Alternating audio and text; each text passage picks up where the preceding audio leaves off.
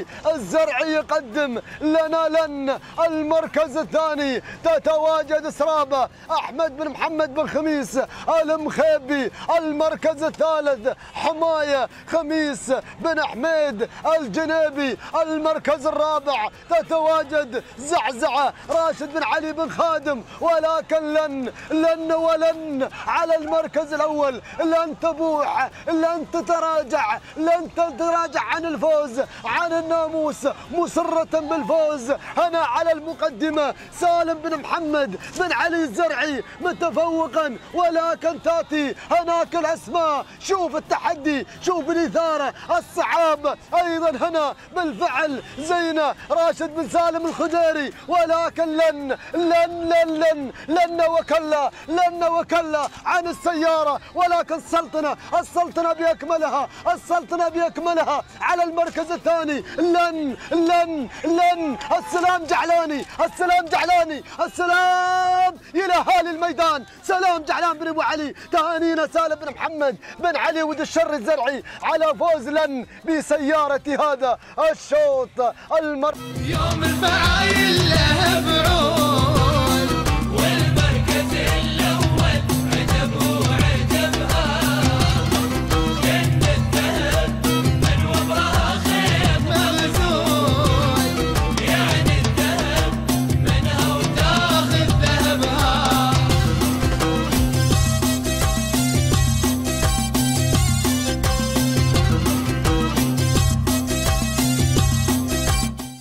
الشوط الأول الرئيسي للإبكار لسن الحقائق لمسافة 3 كيلومترات لحظت بالسيارة، وأيضا بالإضافة إلى وشاح الشهنية علي بن سالم الغيلاني. تهانينا والناموس. علي بن سالم يستلم سويتش السيارة من يد الشيخ حمود بن خميس آل حمودة.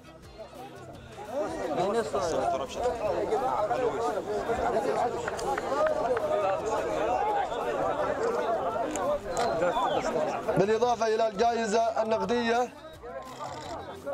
المركز الثاني حضور لاحتلة المركز الثاني لمهنا بن حمد الجنيبي.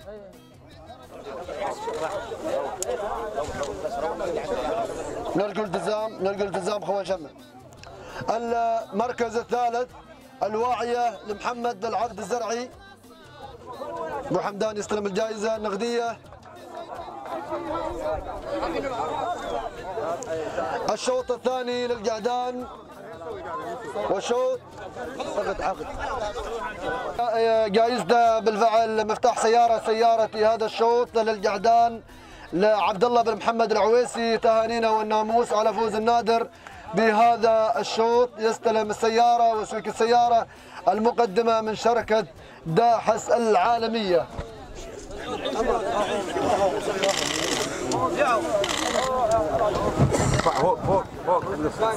شكرا ايضا للشيخ محمود بن خميس بن محمد آل حمودة الموقر الذي يشرفنا بحضوره.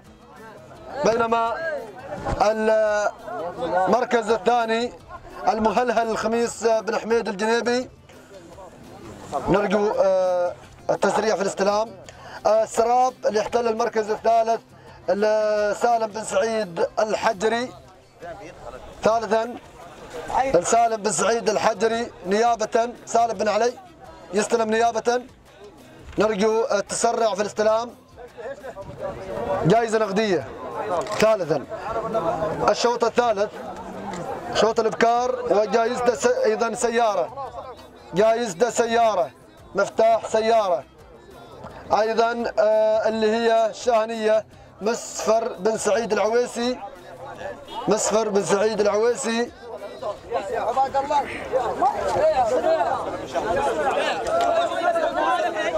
يستلم السويت من يد الشيخ محمود بن خميس آل حمودة. ميدان عريق في رياضات الهجن وسباقات الهجن، ومو بغريب على شركة داحس كمساهمات في الجانب المجتمعي بالأخص. وإن شاء الله نتمنى حنقول هذه كسباقة من نوعها على مستوى الشركات المحلية رعاية سباقات الهجن، وتكون إن شاء الله للشركات القادمة بإذن الله الواحد الأحد. الشيخ، كيف رأيت التنظيم، كيف رأيت المنافسات في صباح هذا اليوم على أرضية ميدان على أرضية ميدان سي حرم؟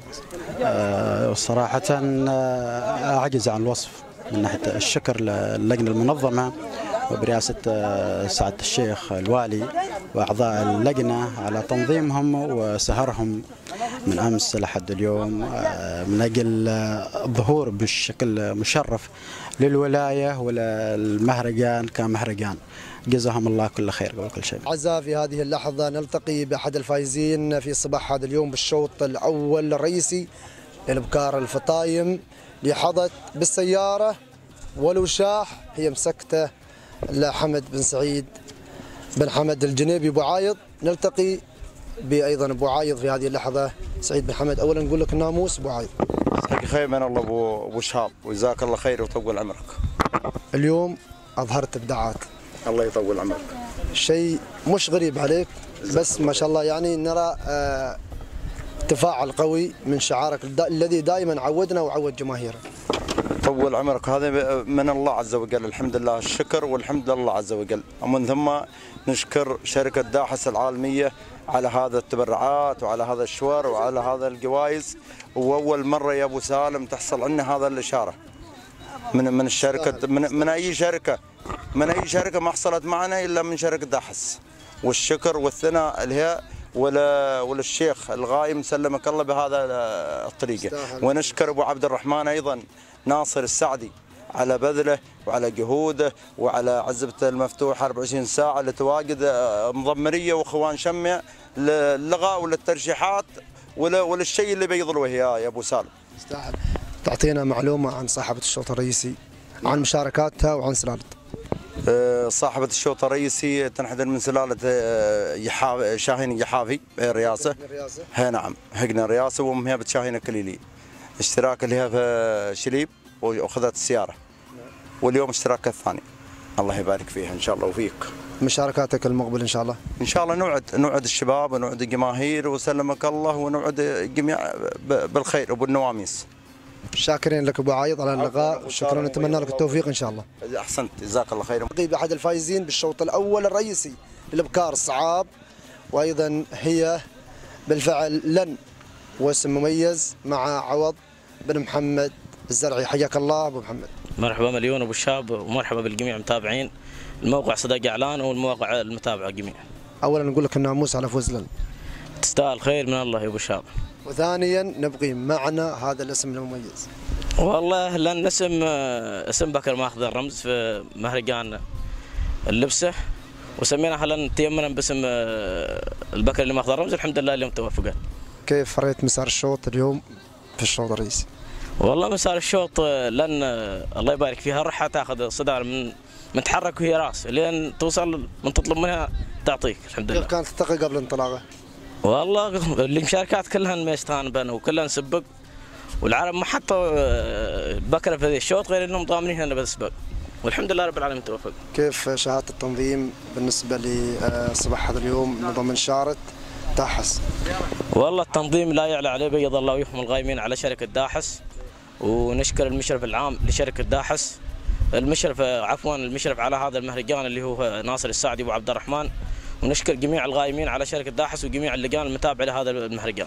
بيض. ممكن تبين سلاله لن للمشاهدين والمتابعين؟ والله لن تنحدر من سلاله نشوان بعير ودلعوس من محميه ابو اسعد، وامها بتصغون الزراف، منتقي قبلها قعود مبتاع مني، قعود سبوق ومبتاع على ركض. كيف ترى النظر للسباقات القادمه؟